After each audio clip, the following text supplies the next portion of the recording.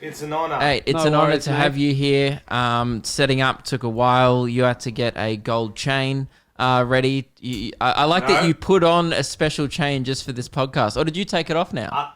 I like that you assume it's a gold chain. Have a look at that. Feast your eyes on that bad boy. Oh, never mind. It's a Lego Jar Jar Binks. Look, I've got a bone to pick Frenchy about the chain stuff. I think you swiped that swag from me, bro.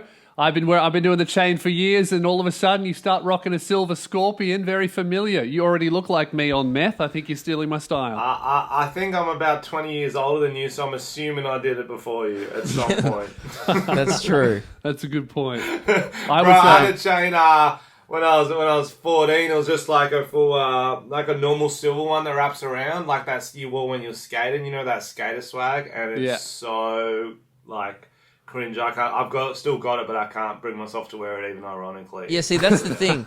Frenchy wore chains, like for real chains, when he was 14. Let's be honest, probably in the 90s. You know, you're ancient. You're actually gonna die soon. You're gonna die so soon, dude. And it's actually an honor to have the world's oldest comedian on the show. Do you know, Frenchy, that every time you get brought up on this podcast, I don't think no one's ever told you, every single time you get brought up on this podcast, I always just go, oh yeah, he's probably going to die soon. Yeah. And I feel like it's now just a running joke that I do.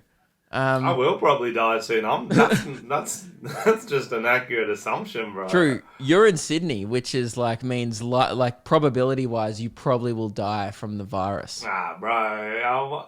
That's the one thing I won't die from is that virus. I'll die in just some really banal way, I think. Is that the right word? Yeah, that's the right word. Well done, mate. Don't ask me about It's hard words. to remember all the words when you've been alive for 300 years and language keeps changing.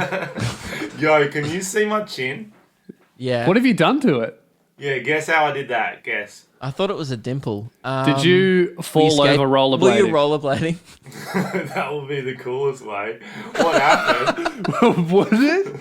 Yeah. Absolutely. There's not a cooler scar than a rollerblading scar. Lewis is completely outnumbered on this podcast by bladers here. This is the first time I've ever had blading support on this podcast, which is good. Haters gonna hate, bladers gonna blade, Lewis. Yeah, look, here's the thing. Luke's doing it ironically. Frenchie's doing it because he remembers when it was actually cool in the 90s. I absolutely don't do it ironically. I've had rollerblades in my car. You know this, Lewis, for the last 2 years straight. Never taken them out because you never know when you're going to need to blade. And Frenchie knows full well, they've come in handy 3 times.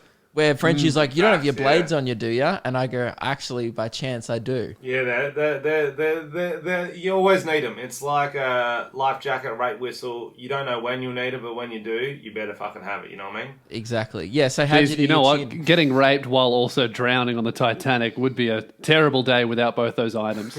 Yeah. Well, guess how many people have been raped while rollerblading? None.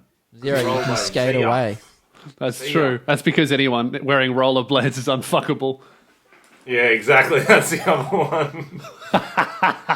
Also, okay, yeah. So this thing, it was last night. I'm on the couch playing FIFA.